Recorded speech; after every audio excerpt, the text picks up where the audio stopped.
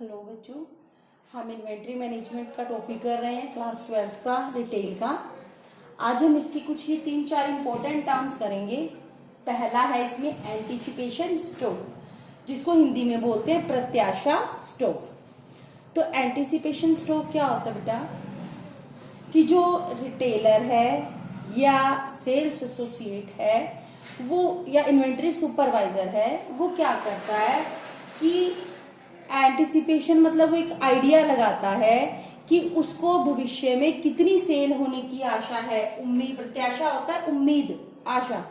तो कितनी सेल होने की उम्मीद है, तो वो एक उसी हिसाब से एक निश्चित मात्रा में स्टॉक पहले अपने पास रखता है, जरूरत से थोड़ा अधिक रखता है, जिससे कि भविष्य में अगर किसी प्रकार की कोई परेशानी हो, जैसे कि हड़ताल है या कीमतों में वृद्धि है या मौसम में परिवर्तन है, अचानक मांग बढ़ जाती है, तो कोई भी समस्या हो तो उस आने वाली समस्या से बचा जा सके।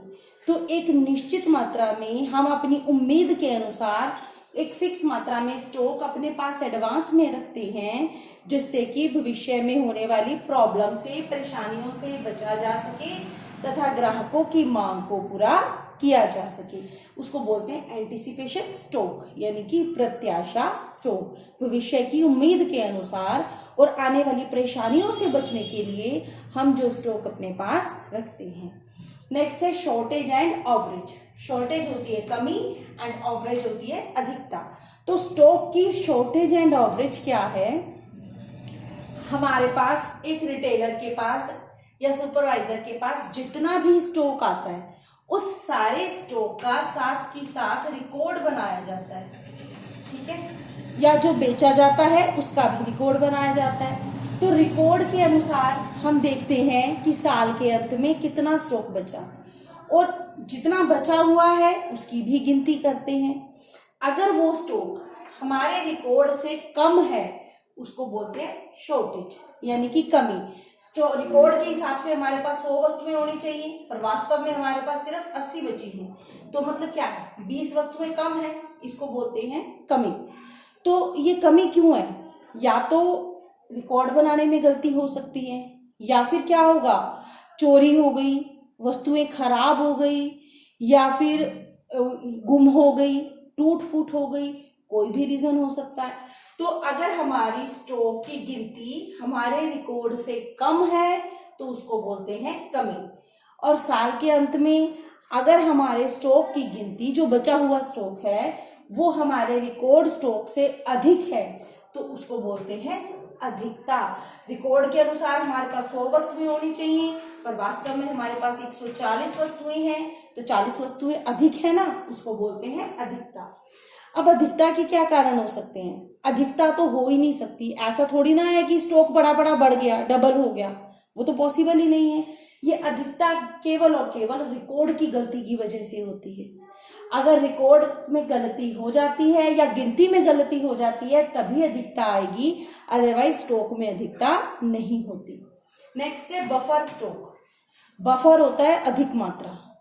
तो बफर स्टॉक क्या होता है कि अचानक हुई मांग की वृद्धि को पूरा करने के लिए या मौसम के अनुसार जो बदलाव होते हैं, अचानक से मांग में वृद्धि होती है, जैसे कि सर्दी में गर्म कपड़ों की मांग अचानक से बढ़ जाती है।